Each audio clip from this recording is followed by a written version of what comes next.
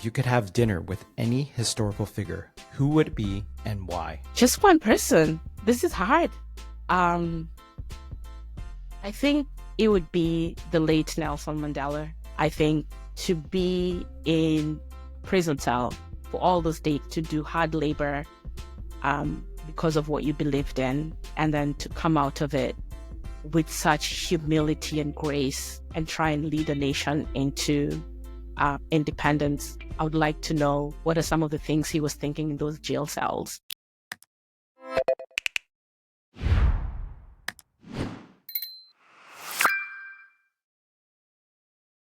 All right, welcome back and Happy New Year to everyone to the Coachful Coaching Leadership Podcast. This is our first episode of 2025 in January, and I'm here with the wonderful Hilda Juma. Hilda, good morning. Good morning, David. Thanks for having me, and Happy New Year to you too. Happy New Year to you. So it is a Happy New Year. How's your New Year starting? You know what? It's starting great.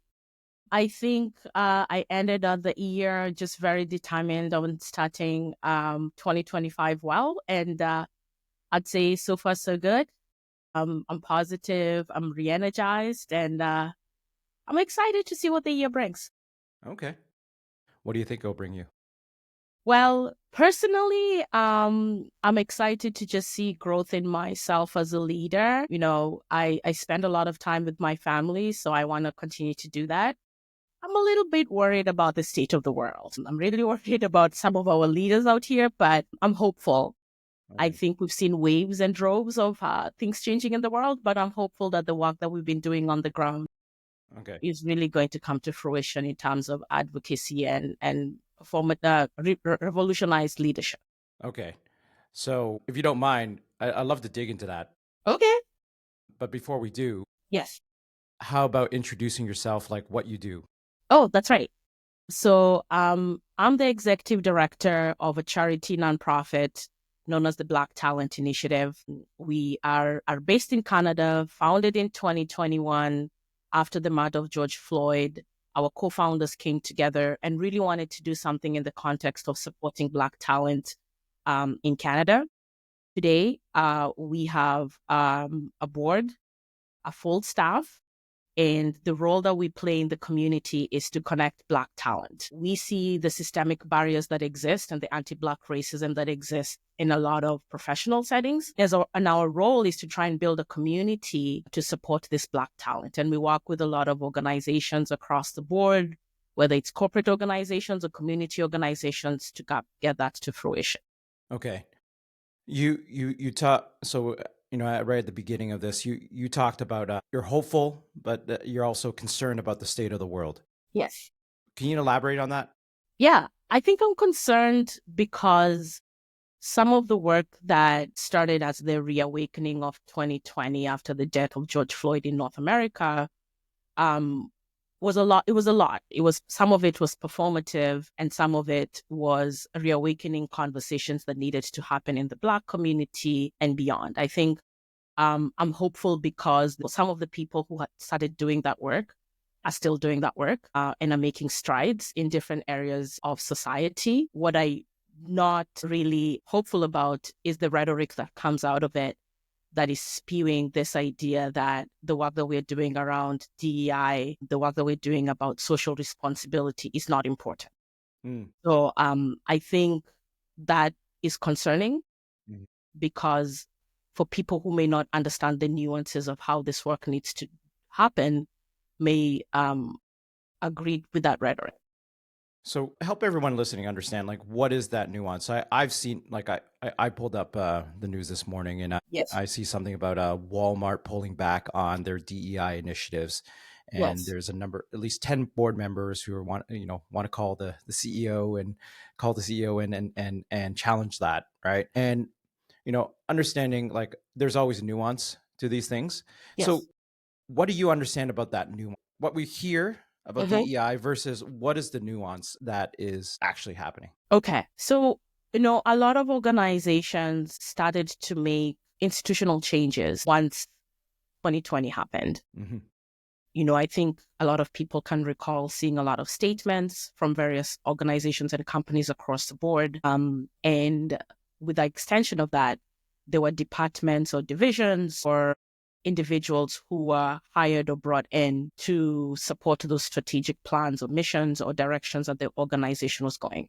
Additionally, there was funding that was put into these departments, divisions, and individuals to support the direction in which the organization was going. Yeah. Yeah. And you see these divisions like in companies, like specifically divisions or departments like focus on diversity, equality, inclusion, and whatever permutations of the name that they had. Yes. Yeah. Yeah. No. And I think a lot of our listeners will remember that. You know, Yes. a lot of us are old, Yeah. old enough here. That wasn't it's not like my kids who were, Yeah. very little at the time. Yeah. So, okay. So those were put in place. And then what? And then now we have started to see some of the outcomes of what that has meant. It has meant that organizations have set up resource groups to support their employees. Organizations are putting funding in communities to support those underserved and underserviced communities. And so I think it's not just about a CEO saying they're cutting DEI. It's about a CEO saying that they don't care about the progress and the development of those individuals, those communities, and those plans that they made. So it's nuanced in the sense that, in my opinion, it's no longer exciting for organizations to do it. It's no longer headlines and flashy for them to do it. So they're just making a choice to opt out of it, not realizing that it affects people's everyday lives. Okay. All right. So I'm going to ask you a number of questions, and this is actually coming out of ignorance. Okay. Of the actual subtleties in the headlines. So I just read the headlines. I'm like, oh, okay. So this is the new thing. Just like in 2020, it's like, oh, okay, this is the new thing. And Yes. and honestly, some companies probably had no business being, True. their values and their behaviors didn't reflect what they're saying. Yeah. So if one of the things that goes through my head, okay, let's take the Walmart example. Okay, they said they're pulling back on DEI. Mm-hmm. I guess, are they involved in a lot of community work today? Are they doing a lot of that community work today that might not be called DEI? Yeah. Okay. Yeah. And they just pulling back this whole program called DEI. It's such an ignorant question. I'm going to acknowledge that, right? But if I have this question, I'm sure other people will have the same question as I do. And I honestly, I don't think it's an ignorant question. It's people in society trying to understand what this means. Does this change anything for where we are today? I think for a lot of organizations that are the Walmarts, are the McDonald's, are the Apples, they have foundations that support community initiatives. A lot of those foundations have strategic plans or have pillars or areas of focus that they support and fund. So when someone says that they are cutting back on DEI, it could mean that their focus or their pillars or the themes that they want to support, they're changing them or they're reducing them or they're not necessarily focusing on the diversity, equity, and inclusion angle. And some of the community grassroots organizations that I know have gotten funding from organizations like Walmart and the like. Black Talent Initiative in 2022 got funding from the Walmart Foundation.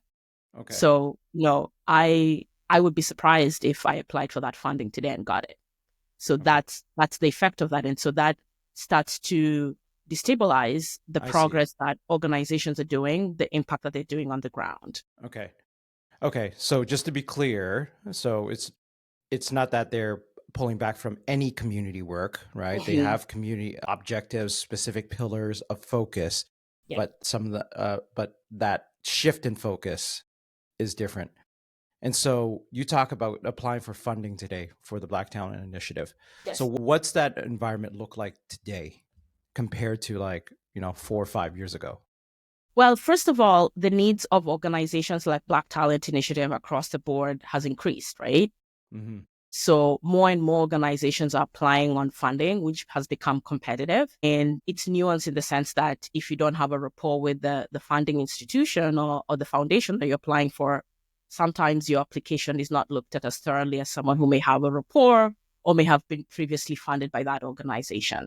So we are being put, by we I mean community groups and organizations and charities, are being put in a way that we're now competing with each other. Yeah. Yeah. Yet all of our work ladders up to this amazing society and community we want to build, which includes DEI. Yeah. It sounds like in the corporate world, the RFP process, right? Yes. Yes. Everyone's bidding for a contract. Correct. Yeah. So you and a lot of your peers in supporting the same initiatives are competing for funding from, probably the same, like, are there a lot of these foundations, or like, that's what I'm trying to understand. Yeah. If you're applying for foundational funding, like, is it a lot or just a small handful that you Yeah. go after? Similar to a lot of the corporations like Walmart, foundations also have areas of focus, Mm-hmm. right? And sometimes those areas of focus are based on an individual who has given a ton of money to this organization that says, I really want to help youth and support youth. So their mandate and their focus is that. Sometimes some foundations, based on their strategic plans, may change direction. So when it comes to funding, you also have to make sure, as you like at the BTI, we make sure there's an alignment before I apply for funding. Honestly, I spend a lot of time researching and making sure there's an alignment because you're spending a lot of time applying. So Yeah. it's nuanced that way in the sense that the foundation has an area of focus. The organization that is applying also wants to make sure there's an alignment, and then time and capacity to put the applications together. Some of the Okay. applications are easy, some are tedious. So it just depends. Okay. So you're an executive director at Black Talent Initiative. You Yes. are there's various foundations. You got to see what what they're supporting. If it's aligning to what you're trying to do, then you got to put in an application or a pitch that is as attractive as possible. Yes. So help me understand then, how do you help an organization like BTI, Black Talent Initiative, stand out from Yeah. the rest? Yeah. It's not necessarily how I help it stand out. We have to ensure that there's alignment in terms of the vision that we have at the BTI, which, is part of challenging anti-systemic barriers. Yeah. It's about challenging anti-Black racism. It's supporting the economic empowerment of Black individuals. Yeah. So for me, it's about telling the story. It's about telling the story of those who we've supported and the impact we have had in the community. A lot of the work that we do and a lot of the work that happens in the Black community is storytelling. Mm-hmm. And so standing out means that you're trying to bring these stories and the realities and the lived experiences of those people you're supporting and trying to show them how their support can really help increase the amount of people or deepen the amount of support that you can have in the community. So I'm always cautious about just making a pitch to get money.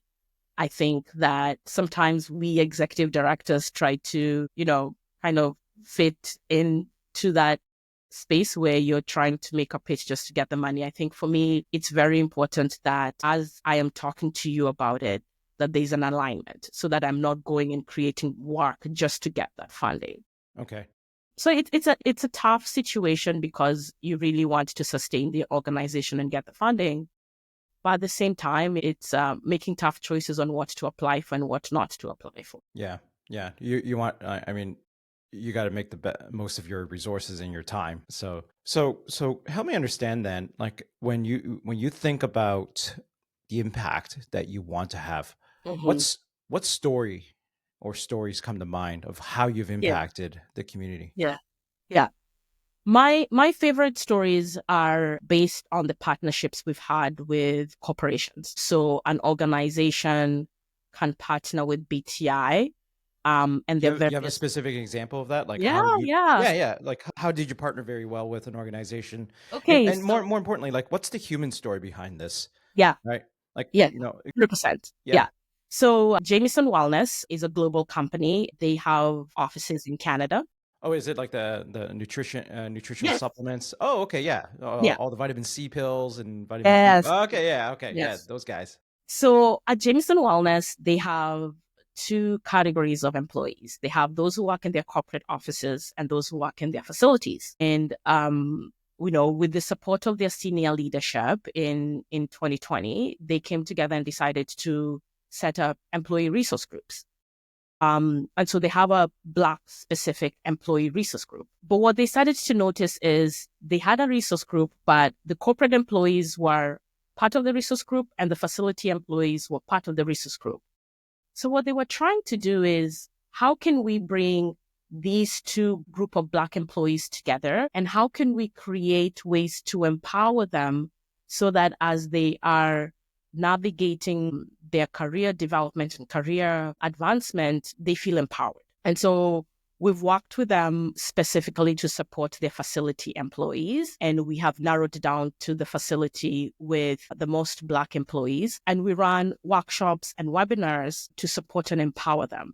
Anything from ways of communication to emotional intelligence to navigating the corporate workspace. And so this is our second year. Actually, we're going into our third year of running workshops with them. We do one a quarter, and they're a group of 15 to 20 employees who show up both in person and virtually. And we use work hours. So they're pulled off the line to come into these sessions, and we work with their resource group co-leads to curate a curriculum for them. And we've seen confidence in those employees improve. We're seeing them seeking out supervisory roles or promotion roles. We're seeing them interact with their corporate counterparts. We're seeing them come to events and be part of the BTI community.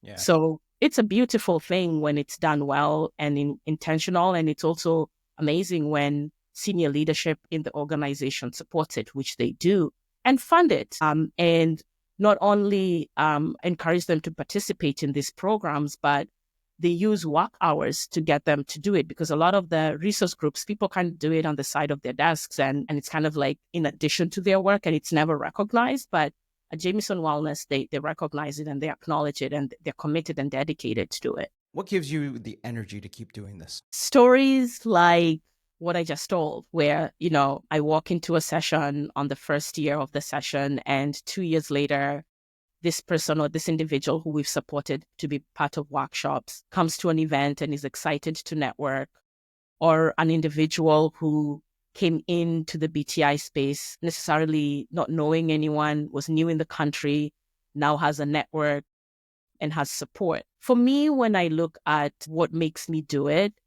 it is the stories of individuals who are now put in positions to choose what direction they want to go in their career, which may have been limited prior to our interaction or their connection with BTI. Yeah. You and I talked a lot about advocacy and how that has formed a foundation in your life. Talk about like how it shaped you early on. Yeah. I was born and I grew up in Kenya, specifically in Nairobi. During my childhood, I'd say in primary education, elementary school, there was an awakening of the feminist movement in Kenya. And what's interesting is I remember watching on TV all these amazing women who were protesting and pushing back against the government. And they did a hunger strike in one of the public squares in the city. And I remember just watching it and being in the living room, my mom and my dad are talking about it. And it just made me feel like it was an empowerment moment when I saw these women speak on TV. And fast forward to me, 10, 12 years ago, 12 years old, just watching what that impact did and seeing how this movement just grew and became so mighty, and seeing women take to the streets. I wanted to be part of something that made other people feel like they were important, that made people feel like they were part of something. So at a very early age, I was interested in international organizations like the UN and Amnesty International. And so just like taking interest in what the work that they did and seeing that impact on the African continent, I said, that's what I wanted to do. But honestly, as a 12, 13-year-old, you don't know if that is a career or even the eloquent way of saying that that's a career you wanted to do. You just knew that you wanted to be part of something like that.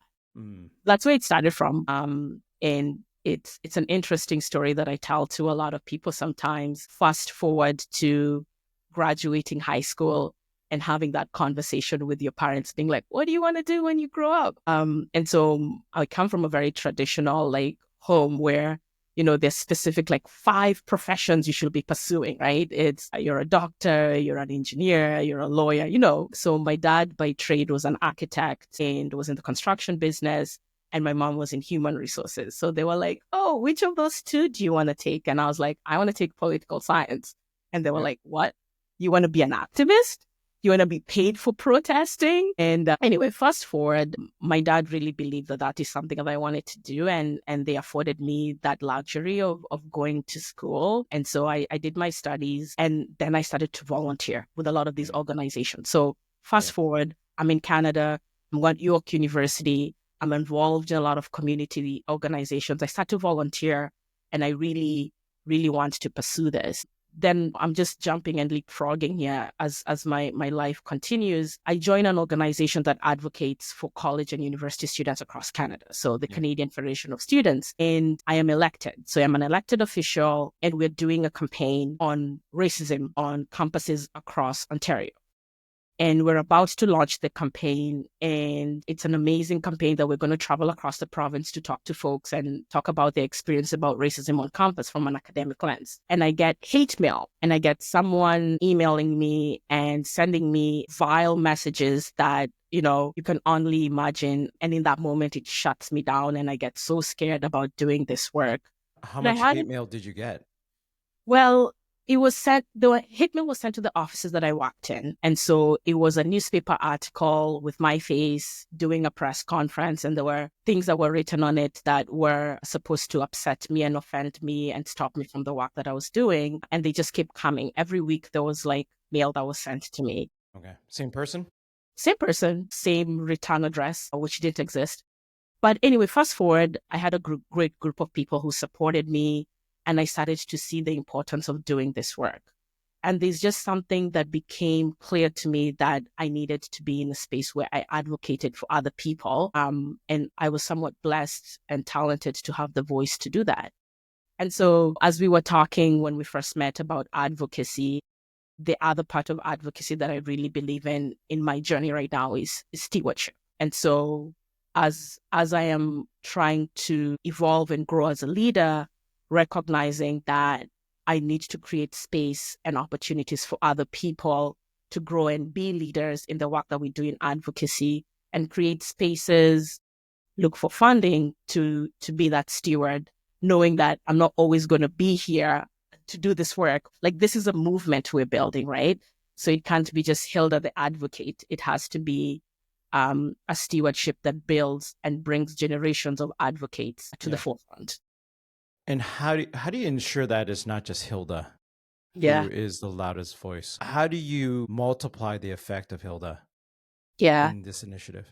The people that I work with, the people that I connect with, the events that I go to, anytime I am given a platform, a podium, a microphone, a screen to talk to people, I hope that I can inspire someone. I hope that I can encourage someone who maybe is feeling dejected about doing this work. Everyone knows the saying is if you can reach even just one person, that would be great. But I think for me, I want to be intentional in the individuals that I work with, in the individuals that are part of my community. And so anything that I learn, I share. Anything that I see in people, I help nurture and develop.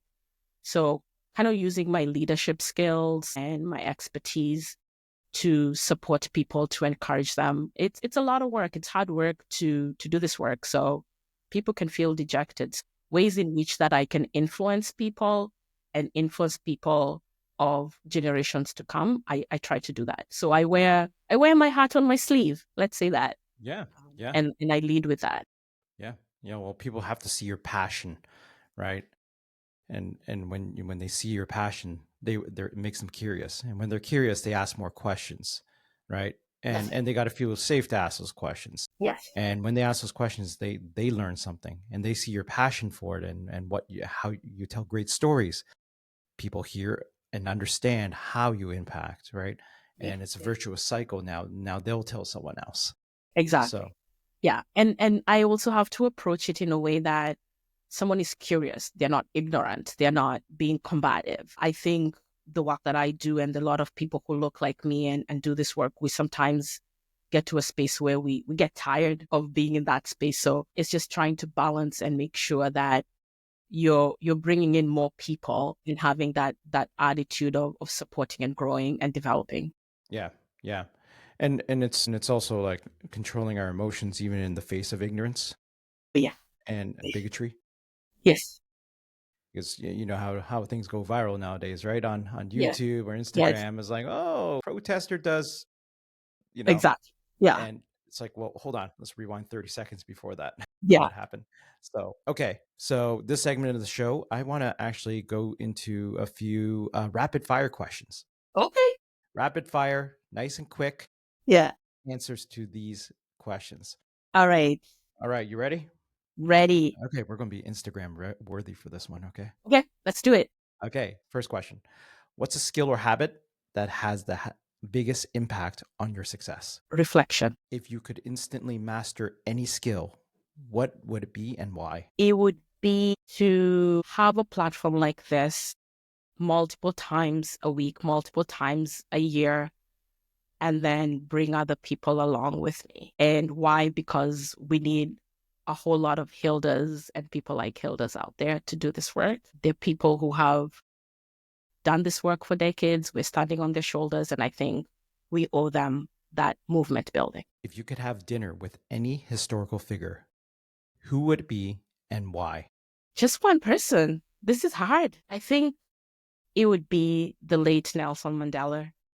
I think to be in prison cell for all those decades, to do hard labor because of what you believed in, and then to come out of it with such humility and grace and try and lead a nation into independence. I would like to know what are some of the things he was thinking in those jail cells. Yeah. What's the best advice you've ever received? It's okay to take care of yourself. What makes that significant? The work that we do and the passion that you bring is very much part of your persona. And you cannot build communities and fight for liberation if you're not okay. And part of it is I always talk about self-care and community care. Taking care of yourself is part of taking care of the community. And taking care of the community is taking care of yourself. So, you have to trust that other people around the table or around the room can help and support, and you don't have to be the only one to do it or to take it on. We're all guilty. Advocates are all guilty of doing it. Activists are all guilty of doing it. But someone else can hold the megaphone while you take a nap. Yep. Last question I ask everyone. What is one question I haven't asked you that I should have asked you? In the work that I do, in the work that we do as community builders and activists, do we see change coming? So in the work you do, I struggle with that answer. Yeah. Why? There's snippets of change, and then there are waves of uncertainty when the climate changes. I'm excited when household conversations on the issues that affect Black people come up, because the conversations at the dinner table, the conversations at Thanksgiving are just as important as the conversations we're having right now. And when you start to say something so many times in the public domain and it becomes a household conversation, you're winning. And I think that we activists forget that we're winning in so many ways than ever. I'll segue a little bit and talk about something I was having a conversation with one of my activist friends, the word woke. Right. And, sometimes we see it being used inappropriately to shut down some of the work that we're doing. And we were having this conversation. I was saying, it's good that word is out there and everyone is trying to figure it out, whether it is to attack it or to understand it. But it started from a situation where the Black community was speaking with each other and saying, we have to wake up. People are being killed by police. We're seeing it on TV. We as the Black community need to start to wake up. And so, when we look about the rise of the resurgence of the Black Lives Movement, it was a reawakening for people, but we were using that word to get people to wake up. Now it's being thrown back in our faces, being like, what is this wokeism? And I'm like, let's have a conversation about that. So I am happy and I'm glad that that's the trajectory of things, because if DEI can make it to a news headlines, then it makes people curious and interested about what we're doing. If wokenism is being attacked, then we now have to have a Yeah. conversation on that level. Well, I think there needs to be and it's not just waiting for it to be thrown back in your face. I think there's initiatives. Let's even just go further. Religions. I am sure every religion in the world had the greatest intentions Mm-hmm. of when it was started. But you hear in many stories in many religions of the abuse that happened, the abuse of power, the Yes. abuse of people, Yes. the abuse of society, Yes. right? Yeah. Is that what the religion is? Well, there's a recentering that needs to happen. Yes. And I feel the same thing with, these initiatives that you're working on. It's unfortunate that some of it has been twisted. And Mm-hmm. I'm not knowledgeable enough to speak to everything there Yeah. as to like how it's been twisted. Yeah. But and this is something I'm more comfortable off camera to talk about, is it's been twisted by some folks Yeah. in a way where I was like, I don't think that was the intention Yes. of the initiative. No. And and it just, and it ruins it for everyone else, where they're, like yourself, where you're trying to do something, Yes. for the betterment of society. And and there's always people who twist it, and so it's even more important to consistently push that message out. This is what it is about. This is what Yeah. it's about. And Right. David, that's a tactic too. That's a tactic of systems of white supremacy and oppression, is Mm. to attack those concepts. Or twist it. Yeah, twist Right? it. Find the most extreme examples, because Exactly. you will have extremists. Is Exactly. that even a word? Yeah. You got it. You know, Yeah. even of something good, Yeah. right? And and someone will take that and say, "Oh, well, this is what it is." Like, Yeah. no, it's not, Yeah. right? Yeah. Right? That's not what it's Yeah. about. And I think the hardest part of the challenge in those situations, whether it's the religion example or otherwise, is those of us who do that work constantly re-educating people, because I think that is the nuance of the work that we do. We have to continue to educate and re-educate and make sure that our message is steadfast in what we're doing, our character is steadfast in what we're doing. You were talking about a viral moment of something some activist has done, and we have to be careful not to get caught up in that situation, because that is how we are judged, and then that is how the work that we're doing that we're judged. And so it's just being careful that the tools that we're using to educate the population is really what needs to resonate with them. Mm-hmm. Mm-hmm. Yeah. Well, Hilda, it's been 36 minutes. I promised you to finish at 30 minutes. Well, it's been great conversation. I don't think that this is a 30-minute conversation that anyone can have. I think this is the kind of place where you sit at the coffee table at breakfast and you find yourself at dinner still having the same. If it was that easy, Yeah, right? yeah, If it was that easy, yeah, yeah. there's a lot of things would Honestly, be better. yeah. And this has been a great conversation, David. I always appreciate an opportunity to talk about the work that we need to be doing. I have learned how to talk about my story and the vulnerability that I have in the work that I do. But it's just an honor to be in a space where community trusts you to do this work. And so I want to say to people who support me and encourage me that I'm grateful and I'm thankful that I can still do this and continue to do it, and wake up and look forward to conversations like this and keep fighting the good fight. Well, thank you, Hilda. Well, let's take this message and let's spread it on your socials and your organization's socials as well, and let's spread this message so others understand what you're trying to do here. Yes, All right. absolutely. Well, thank you very, very much for making the time today. Thank you for what you're doing and for the advocacy that you're doing for our community here. And I'll see you around. We'll talk Yeah, again soon. David. Okay, don't See you hang up soon. yet. Yeah. Okay. Nope. Thank you.